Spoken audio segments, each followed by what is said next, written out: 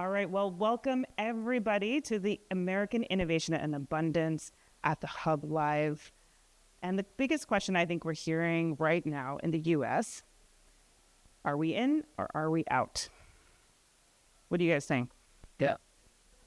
In. What? Thank you. So the thing is, we're on day 2. You guys have been stretching your climate week muscles all these last 24 hours. But the truth is, I see every single day government, business, finance, and communities working hard to make sure that things are moving forward. We've convened you because guess what? You're the doers and the deciders, hand-selected. So the truth is, you are all here with purpose. And so I want you to really take that with us throughout the rest of the day. Today is about closing the gap between the messy narrative and the on-the-ground reality of progress. We're using this framework of abundance. I know you've all heard of it. Maybe you've debated it.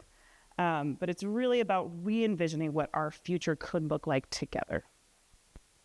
What could abundance mean? Could it mean cleaner air, reliability, jobs, healthier communities? Could it mean that while we are investing billions and trillions in addressing climate change, we can actually improve our communities, improve our economy?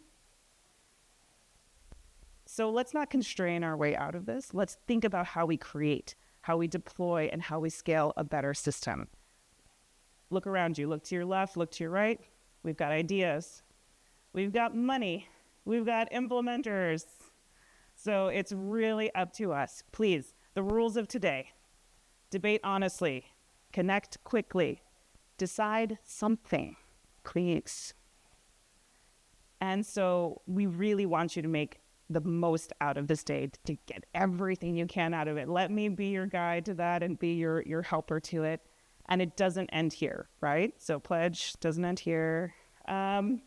We will reconvene in April for the U.S. Leaders Forum. This specific day really came from an effort that we started this April, I should say, when things were really kind of open. And so we really invite you guys, utilize these opportunities to really create that change. So with that, I'm going to get us started because we have a lot to get through over the rest of today, and you guys have a lot of work to do. So this next conversation is about putting that ethos into practice. How do we translate the idea of abundance into a framework for action in the post-IRA landscape? To guide this conversation, please welcome Hannah Safford, Associate Director for Climate and Environment at the Federation of American Scientists. She'll be joined by Heather Reams, President and CEO of Citizens for Responsible Energy Solutions, and Tom Steyer, Co-Executive Chair of Galvanized Climate Solutions. A big round of applause. I am Hannah Safford. I lead the Climate and Environment Program at the Federation of American Scientists. We are a DC-based 501c3 that was founded 80 years ago in the wake of the atomic bombings to advocate for more responsible use of science in public policy. 80 years later, we still continue that ethos. We're science-backed, impact-forward, and we are running towards pressing societal challenges like climate change. And I'm really delighted to be here to kick off today's conversation with Tom and Heather. I wanted to start with a couple of reflections on abundance. What does abundance mean? How do we sort of harness abundance for a climate agenda? Much ink has been spilled, mostly in the Atlantic, about what abundance is. What is the abundance agenda? Who is the abundance coalition? And to be honest, my opinion is that this is all a waste of time. Abundance, it's not a defined agenda. It's not a clear coalition. But what it is a way to get people in the room and co-create that agenda and find the right coalition that you need to advance your own goals. The political theorist Stephen Tellis, he describes it like this. The aspiration, that abundance is essentially a central aspiration that requires solving two interlocking challenges. The aspiration is to escape from a political economy that's defined by scarcity, to address challenges primarily by unlocking supply, for instance, to address rising energy costs by building out more clean energy. And then those two interlocking challenges, first, to dislodge powerful incumbent actors who create obstacles to unlocking supply. So in other words, abundance is about incumbents. And then second, to help government regain the ability to move quickly and with agility to deliver on the promises that it's looking to achieve, to rebuild what's known as state capacity. You know, that's a pretty broad scaffolding, one central aspiration, two interlocking challenges, and reasonable minds can disagree about the house that we might build on top of it. But really, I think what it shows is that, again, there's a unifying thread that pulls us together. There is a deep-seated frustration with the status quo, with the government that is sclerotic and is unable to deliver on basic services, let alone ambitious goals like tackling the climate crisis. So this day of programming on American Innovation and Abundance is about how we harness that frustration for good, about how we can build new paradigms for climate policy that are more effective, more popular, and more durable. And I'm so honored to be here to kick off that session with Tom Steyer, renowned investor and climate champion. He is the author of Cheaper, Better, Faster, How We'll Win the Climate War, the founder of Next Gen America, and most recently launched the climate investment firm Galvanize. Heather Reams is the president and CEO of Citizens for Responsible Energy Solutions, or CRESS, a right-of-center nonprofit based in D.C. that engages policymakers and the public about responsible, conservative solutions to address our nation's energy, economic, and environmental security while increasing America's competitive edge. Tom and Heather, thanks so much for being with us here today. Now, you've both built careers around pressing energy and environmental challenges, so I'd like to hear from you first. What's your North Star? What is the reason that you get up every morning? What is your theory of change for how we get there? And then second, if we're thinking about building new paradigms, we need to break out of thinking that sort of constrained us in the past. And so to you, what is something surprising that you've come to realize that you pulled from to your work? So maybe Tom, we'll start with you. So the question about what gets me up in the morning is trying to help push a clean, fair economy where normal people thrive and where we protect the earth. We do that by winning in the marketplace, by innovating, by supporting projects and companies that actually accomplish what people need and to live up to that mission statement I gave you. And we win by not letting the perfect keep the enemy of the good. What's surprising? What has been surprising for me about this is it's not about technology, about why we're getting things done so slowly. Just as an example, it took 4 years to build the Transcontinental Railroad. That was 1,700 miles. We've been working on high-speed rail. We've built 19 miles, and that is something that's been going on since 2008. So when we think about what is stopping us, it is not that we don't have the technology. It's that, in fact, there are power structures in the way. But I also will say this. When we show it can be done, when we go out and succeed in the real world, people notice that, they insist on it. So in the old saying, slowly and then all at once. That's what's happening in renewables. It's over. Slowly, slowly, slowly. Does it work? Is it cheaper? Is it better? Yes, all at once. And What gets me up in the morning? So, look, I work with Republicans on climate change. So I wake up every day, first of all. I am a Republican. I'm a lifelong Republican. I do this work. I think what I've seen in this work over the last decade is that it takes two parties for durable policy. This swinging back and forth between two parties isn't working. So I'm not trying to say where we are is where we need to be. But one party working on it wasn't working either, right? So how do we get that policy durability in a place where Republicans and Democrats are working together? So I'm working from the right of center side to bring Republicans to the table to negotiate for good policy. The climate crisis is a crisis. It's immediate and it's complicated. It's hard. And when you have hard, complicated problems, you need really the brightest minds around the table and working on hard issues. So you think about, healthcare, think about education, you think about national defense. You have both sides of the aisle working together. And now there's the climate issue, and one side hasn't been engaged. So we're starting this work from a different spot. It's from the beginning. It's meeting members where they are There's a Congress, policymakers. We work mostly at the federal level and getting them to say yes in some way. And yes isn't all the same either. They're not going, oh, I agree that the climate is changing and it's an urgent problem and I want to do something immediately. Kind of have to meet them where they are. Some of them don't get reelected. Some of them get reelected and change their minds, don't engage anymore. It is a slog sometimes having to do this. But I know it's making a difference. So I'd say that solving a problem is what gets me up in the morning. What is an important problem? What is surprising? Who gets interested in this work?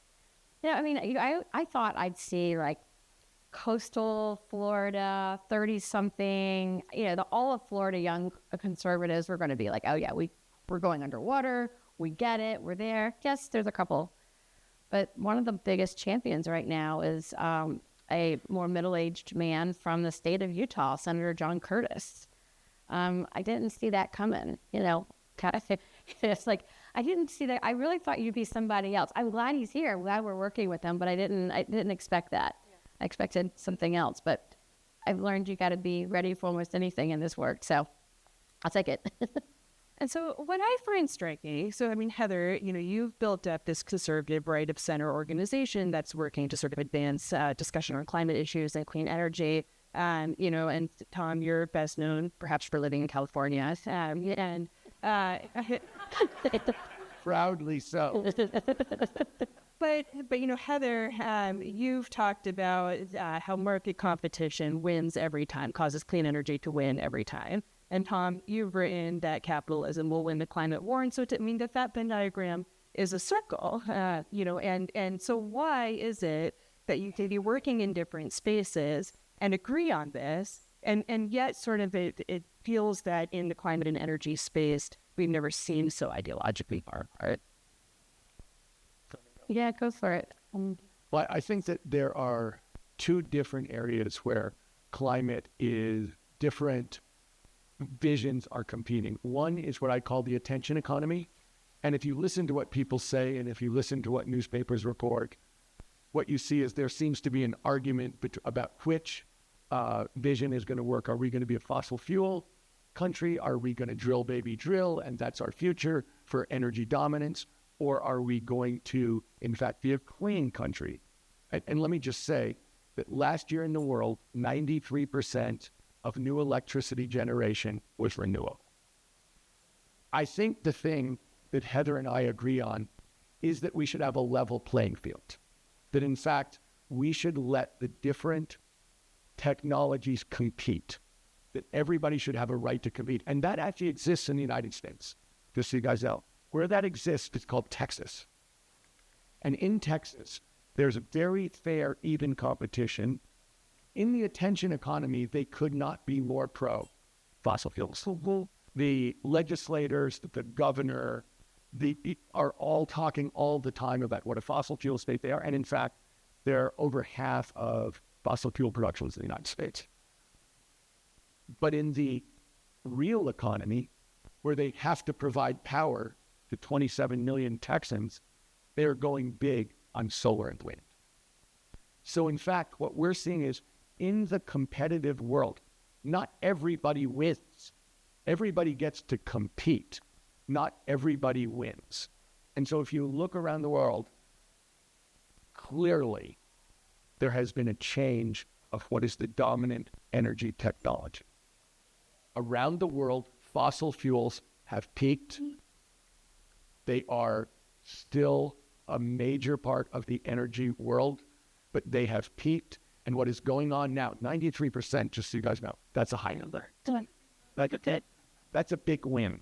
That's a continuing win. And the other thing about wind, solar, batteries is they've gone down 80% in cost over the last decade, and they'll go down another 80% in cost. So when you look at competition, the new technology wins, and then it wins bigger, and then it wins bigger. So when we look around the world, there is competition. If we look at the United States, in the attention economy, there is real competition. The question is, are we going to let that dictate what we do as a country, or are we going to let the country compete fairly and follow the best technology? because energy is the dominant industry in the world. And if we're on the wrong technology, we're going to win the 20th century. Winning the 20th century is going to lose the 21st century to China. Absolutely, clearly. I'm glad we're on a panel together, you know, a Republican, a Democrat, both wanting to solve the climate issue. And I think it's a perfect example of could come from two different places but have a similar goal. That needs to, and by the way, that needs to happen on Capitol Hill and in Washington too. It doesn't mean you have to be right. And getting in, you want to solve the problem. And that's oftentimes not the case in Washington. I think, you know, what we've meet members where they are. So if you're in North Carolina and you like solar, man, I like solar too. I'm not necessarily going to get you on hydro if that's not your jam right now. But maybe someone over here wants to talk hydro and you want to talk solar and there's a tax credit that you might both need, we'll talk. So it's a lot of deal making, mini deal making on the sides. I think, you know, what we've gotten to, we're really pushing Republicans to and all the above, like to the end of a level playing field. Like just let it all work out and then let it compete in some way. And I know all of I work with a lot of renewable industries and the trade associations in particular, and they're like, yeah, man, we're ready to compete. We'll do it. So your point, Tom, we're just talking about letting it all work out. Now, some Republicans, particularly in the White House right now, are going towards I call it some of the above. And that is dangerous. I started seeing this. I'm like, I don't think I like this. Because all of the above means everything is on the table. Most Republicans I talk to in Congress consider themselves all the above. That's a great place to start. And it allows that level playing field for us to get to solutions. But when you start putting a hand on the scale or picking winners and losers, like we were saying through the tax debate, post-IRA and the Republican reconciliation, some tax credits get it, some don't. What's appropriate, what's not. We like a tech-neutral tax credit, but we also like business certainty. So all we're doing is this crazy pendulum swing and really not, and who loses? We all lose.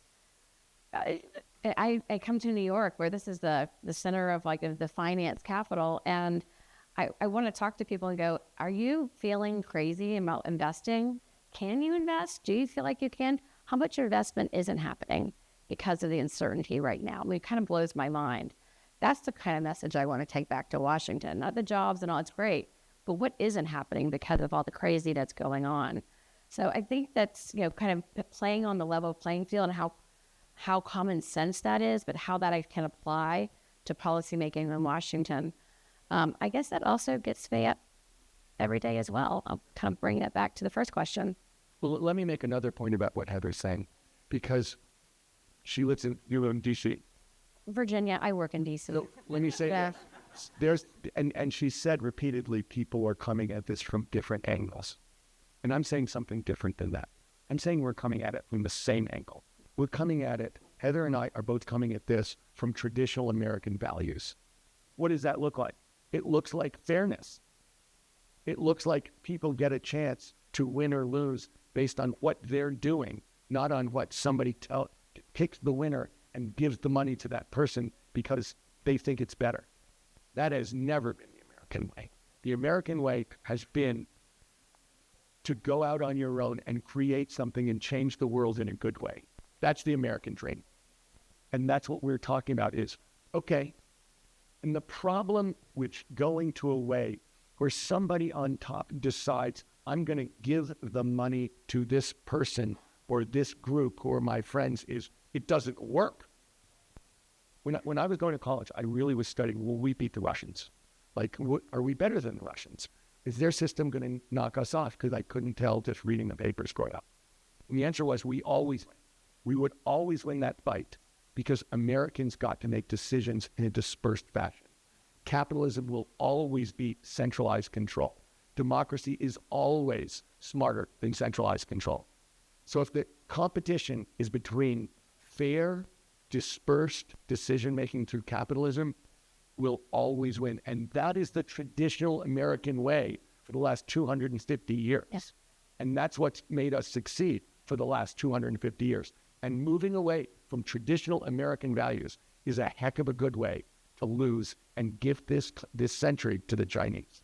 And I think this is why the abundance framing has captured so much attention and why it's attracted bipartisan interest on the Hill and elsewhere. Right now, have an abundance caucus. You have an elected abundance network that's springing up across all 50 states. It's this sort of quintessential American hope and promise of a future that is boundless and bountiful, that is unconstrained by scarcity. And so do you think that, like, is abundance a new thing, or is abundance a new framing? Okay, let's see it up on the board about how we frame the clean energy tradition in a way that gets us back to that common ground that we share and sort of gets below the ideological churn. Do you think about abundance as something that's new or a return to these shared values? And how do you think about abundance in the abundance conversation as a framing for more productive efforts? I think it's definitely a framing. I think we have been here in this space. I think about abundance being really all the above, more of it, right? Lots of it. I see it as pro-growth. I see it as pro-opportunity. At least this is where I've sat traditionally, is being like we're not either or, we're and. Energy has been additive for so long. I think you guys can correct me, but I think the only thing we've taken off really is like whale oil. But everything else, we still burn wood, right? We still do. It's all there. We're just adding. And who's to say renewables are the end of the game, right? That's going to be additive too. There's going to be technology long after we're gone that's going to be producing energy for us. And I think recognizing that. So abundance is now and working towards the future. Innovation gets exciting when you think about, are we incentivizing the people who can help make our lives better through innovation? And I'd say right now that's questionable when you look at the policy frameworks and regulatory frameworks that we have. And that's what concerns me. Are we ceding this to China, but are we ceding the innovation to China? We also are, we also have the markets and the capitalism and the, hey, you invented something cool, you might make some money off of it. That's not necessarily the case in China. I mean, we've got these amazing levers that we have in the United States to get there. I think abundance is like, it crowds it in. It does let you kind of be what you want it to be. It's kind of like permitting reform. Everyone wants it, but no one knows exactly what it should look like, or they don't all agree. It's kind of the same issue. But I think we need something that's going to bind us and bring us together to solve problems, not keep us over here and over here. Right? We're never going to get anywhere if that's the case. So I think abundance, that's a long word with, last I counted, 3 syllables. So I would say, what is abundance really? It's about getting things done in the real world. About actually getting things done that work for people that they choose because it makes their lives better. That is what abundance is, and that is about as old as the hills. The real question, but let's talk about abundance in terms of climate. Because what we're talking about is huge international and domestic demand for energy that can have very important negative ramifications, but also energy where the script has been flipped. And we're now talking about clean energy around the world all the time, and about innovation. Heather says, we may get new sources of energy. It may be that renewables aren't the last word. Well, of course. I mean, if you're listening to the people talk about fusion energy and what that can mean, doesn't mean it's going to happen, but it definitely can happen. And there are a bunch of other technologies right now that can change, that are not just solar. Those are the dominant technologies right now around the world. But there are other technologies being developed for specific purposes that are also really important. And let me say one last thing about abundance. This is Climate Week. We have not been talking about climate impacts very much. When we talk about all of the above, we're talking about who wins economically. We're putting in no cost of pollution. Okay, it turns out we win no cost of pollution. That's okay. But when we think about abundance, we include the natural world. That's abundant. This natural world, which we are depleting very systematically. Abundance is having a natural world we can rely on. So one last point, just so you guys know this, because I didn't know this. China has peaked for fossil fuels this year. China has been 95% of the growth and demand for fossil fuels since 2018. China's emissions were down 1% in the first half. China's about a third of global emissions. If China has peaked, the world has peaked. So when we think about what does abundance mean, it includes the last thing I said in response to Hannah's first question, protecting the natural world. That also is abundance. It's not just what we do, it's what we say. Yeah, I think that's right. And I think that there's a frustration with abundance that comes to things like abundance is stuff, ability to have more stuff, but it's also more quality of life and the things that really enrich society, make society abundant. I wanted to pick up, though, on something you said earlier, which is that about people, what is abundance? Abundance is about making stuff work. And if it kind of goes back towards that conception of abundance, trying to get away from scarcity by both disrupting incumbents and then trying to elevate government capacity. What it's about is a government that, again, can deliver better on basic services as well as achieving really ambitious goals. And I think that policy works. I'm also in DC. We can get so focused on the details, government and how our bureaucracy is structured, and not really focus on like the vibe and how is government coming into people's day-to-day lives. I mean, I would raise your hand if you feel that government at sometimes doesn't always serve you the best in your day. So I mean, we all agree on that. We all agree that we have some frustration with government. And so, what does a better government, a government that's sort of more capable of driving towards abundance, what does that feel like? How does that manifest in your day-to-day lives and sort of in the lives of Americans? I mentioned permitting reform, and I just have to put a plug for that because I really see that as the next hurdle that we have. Now, we tried this last year in the last Congress, and we didn't quite get there, but there is some good work that was done in a bipartisan way too. Everyone wants it. Everyone wants the streamlined government. They feel like there's too much red tape. Where do we trim? What rights are we ceding or not? I mean, it's really, really complicated. It's not meant that permitting reform or permitting today in government is not meant for today's technologies. Talking to some companies, they'll say you'll talk to one field office in Tucson and one in Texas, and they're the same agency, different field offices giving different regulations.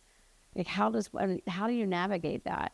So it kind of blows my mind how complicated it is to build. Who doesn't have this? What country doesn't have this? China. China doesn't have these problems. Now, I'm not saying that we go to China way at all, but if we're thinking about competition and who's going to lead in the next century, and they're building faster and maybe cheaper, what are we doing? And I think that's kind of like that common sense piece of bringing that into Washington. I think getting the government to serve us better and be able to perform those goods, services, whatever we need. But like a lot of people want renewable energy. And interconnection queues are taking forever. Most people even know what an interconnection queue is? No, they just want to have clean energy coming into their homes. So this is where government needs to come in, streamline, make it smart, and that I know is easier said than done. But this is really the work that I'm trying to do with and bringing Republicans to solve in a bipartisan way. It's like I said, it's not easy, but it's important. So I'd like to talk for a little bit about what it means to actually get things done in the real world from a governmental standpoint, because often the incentives are very skewed against the kinds of things that work for the people of this country. So let me talk for a second about California, because that is where I live, and so I understand some of the facts there a little better than other places in the country. So for instance, interconnection fees, the ability to get onto the grid. We have tons and tons of clean energy projects that have been permitted, but they can't get onto the grid. And until they can't be built. Now, there are different ways to think of it, and that's because they don't have enough capacity on the grid to take the electricity. Okay, so the answer, of course, is to build a new grid. Wrong. That is the 20th century answer. Build a new grid just the way we did in 1925. That is not the answer in 2025. Our grid in the United States is 42% efficient. There is no reason, magic to that number. There is no reason why that number should exist at a time when we have real information that we could easily take it to 62% or 63%, so 50% bigger grid. through information technology that is a fraction of the cost. It takes 12 years to build a new distribution line. We could do it in a fraction of the time at a fraction of the cost.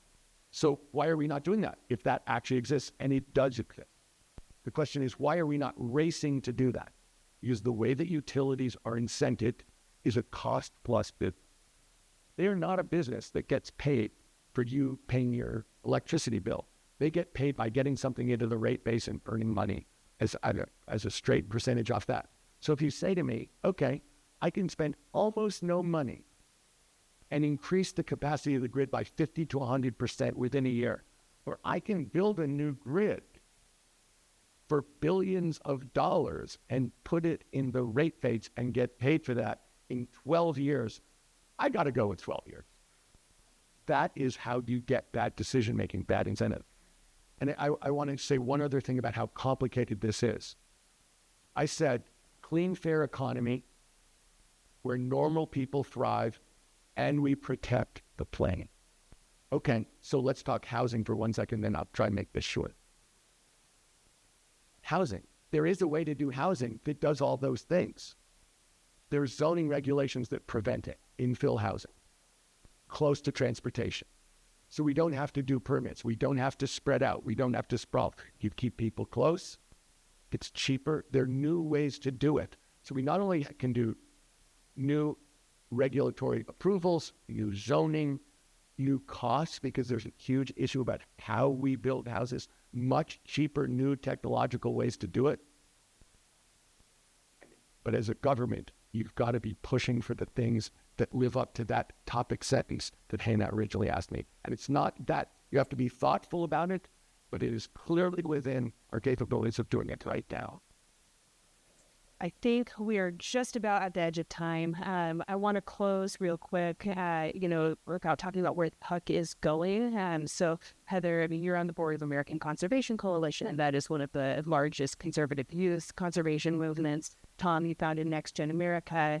So, obviously there's a new generation that is coming to advance forward certain new climate paradigms. And so briefly, if you can sort of tell me about what gets you excited when you look ahead to the next generation and you think about a new climate paradigm, where should the obvious going? Well, polling shows that it doesn't matter which side of the aisle voters are when they're younger, under the age of 35. They recognize that the climate is changing and they want government to do something about it. Not just government to do something about it. That's vastly different from my generation. We're the loser one. I'm the Gen X, right? So apparently, and baby boomers, the older you get, the less likely you are to engage in climate. Present company excluded.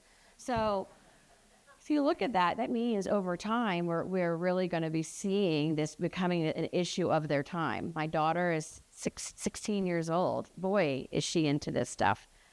She's very proud of her mom. She's really surprised that we're Republicans and we care about climate. But it's the issue of the generation. And that is really, I think, an awesome piece.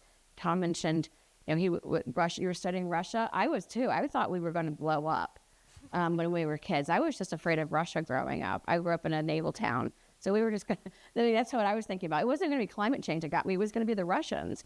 Thank God my daughter has something more realistic, climate change, geez.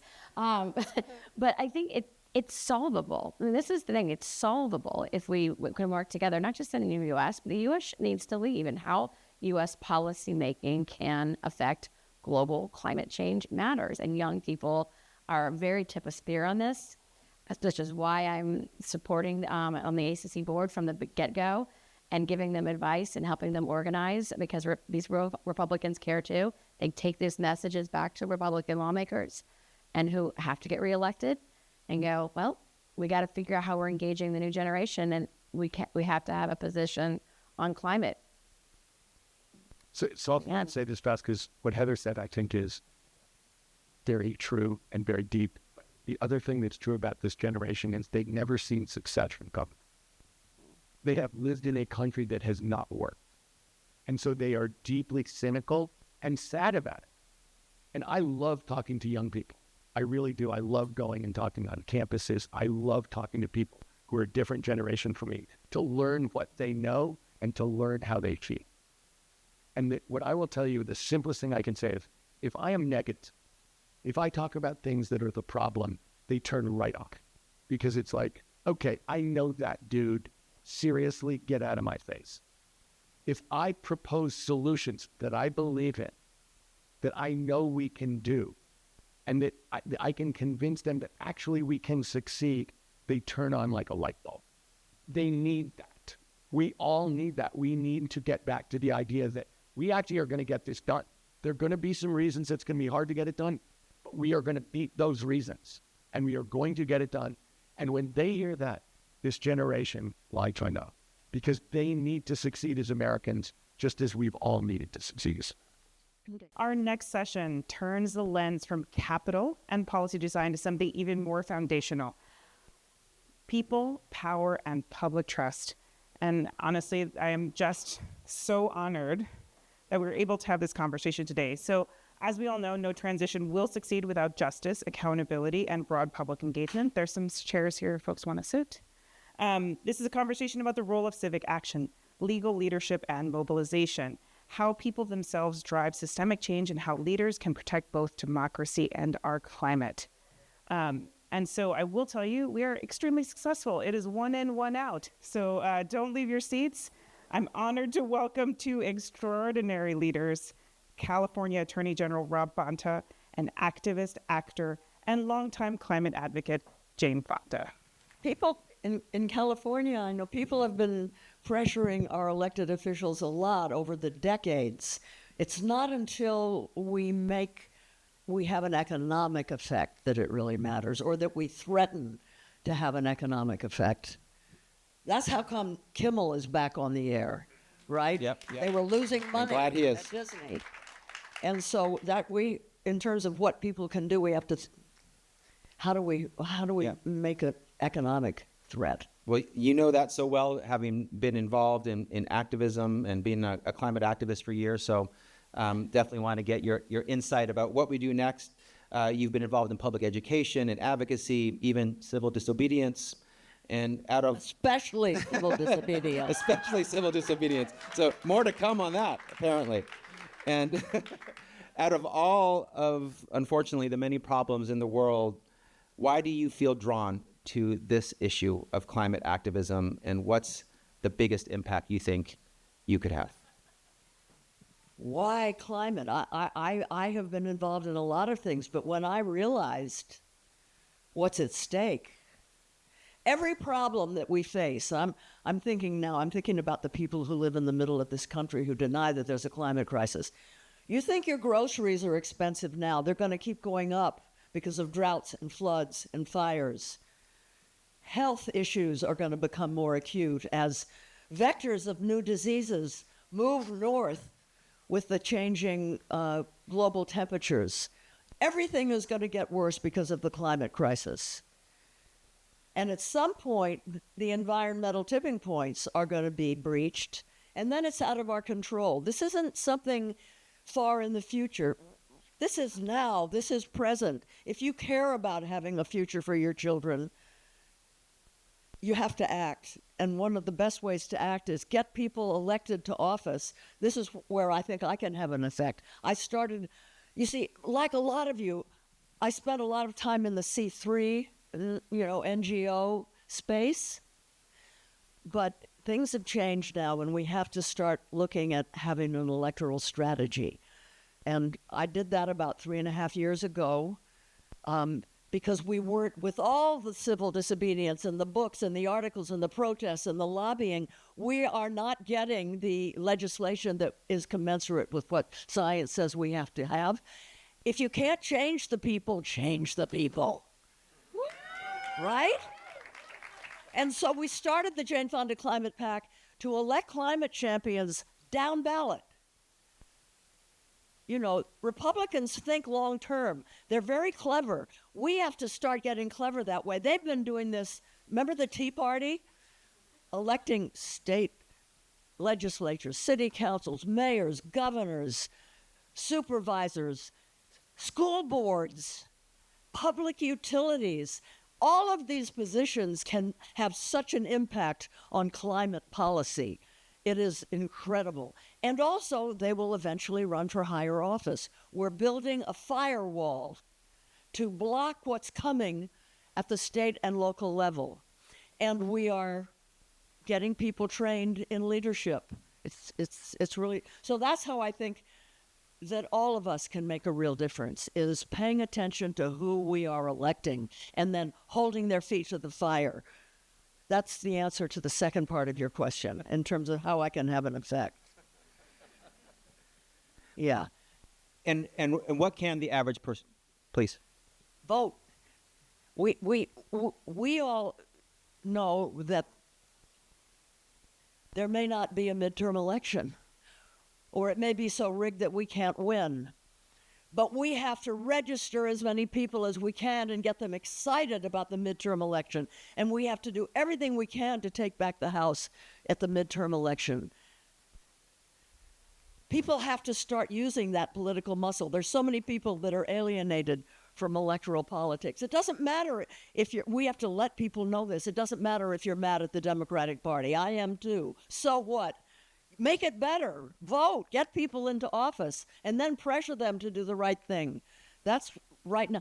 But voting isn't the only thing we have to resist. As you said, we have to stand up and resist in many ways. You know, I'm trying to organize the entertainment industry. Other people can organize lawyers, and they're pillars of support that hold up all regimes, the military, the media, professional. You know, we have to organize within our pillar of support, withdraw the support, and we have to do it fast. It takes autocrats 18 to 20 months to consolidate power, and he's moving fast. We have to move fast. Humankind has never faced what we're facing right now. There have been regimes, there have been fascists all over the world in different countries, but there's never been a rising fascism at the same time as a climate crisis where the fascists go in absolutely the wrong direction. We are going in absolutely the wrong direction at the worst possible time. This is a perfect storm, and we are the first people to ever face anything like this. So we have to be really brave, and we have to work fast, and we have to stay together.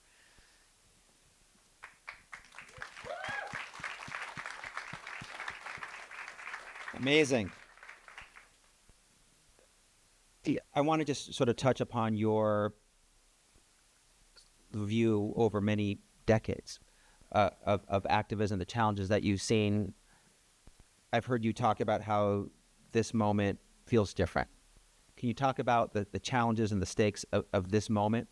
And again, if there's any other advice you have for how average people can get involved to help meet this moment. Well, I just said what is different. What is different is that we're facing fascism at the same time as we're facing an existential climate crisis.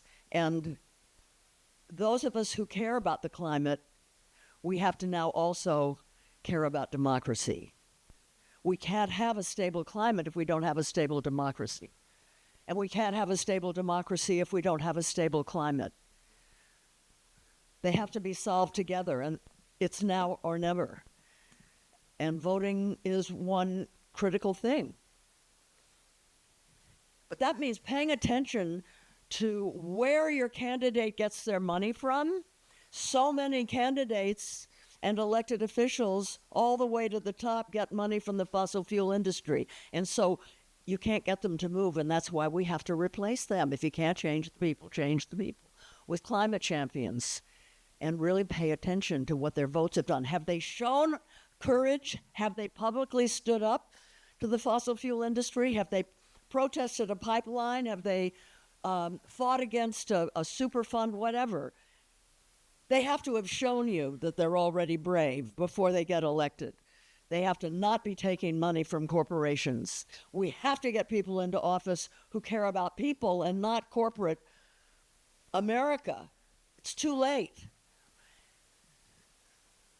So voting, protecting democracy, fighting for freedom of speech, resisting, this is what has to happen. And we have to help young people especially understand why voting is important.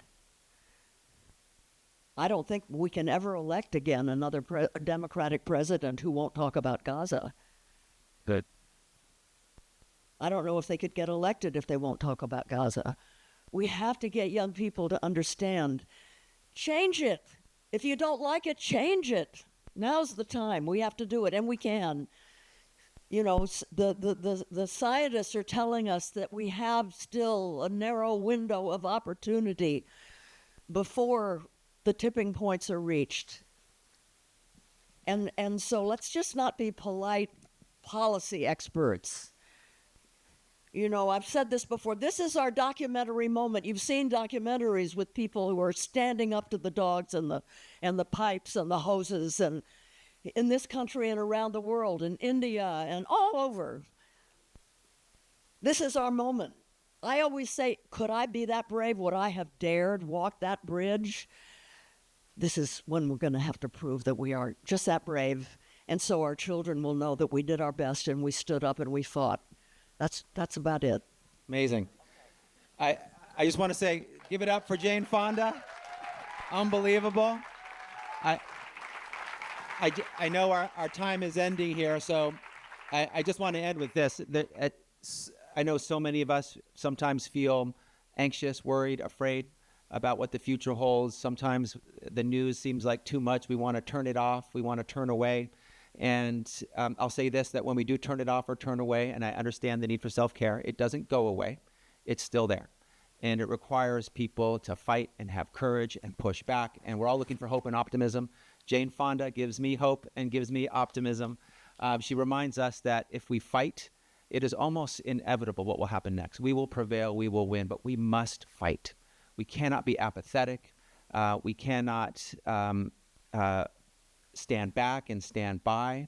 Democracy thrives on participation and engagement, and it dies in the dark when with neglect and with apathy. So it's almost inevitable that when the people, when they rise up and speak their voice, this government of, for, and by the people, we will prevail, but we must fight and we must have courage. So, and also, it seems obvious that we should have courage, but not everyone has shown it. So when you're looking for inspiration, for courage, just look at Jane Fonda, and you will be motivated to fight some more, and I know we will prevail together. It's an honor to be here with all of you and with the amazing, iconic, inimitable, one and only Jane Fonda.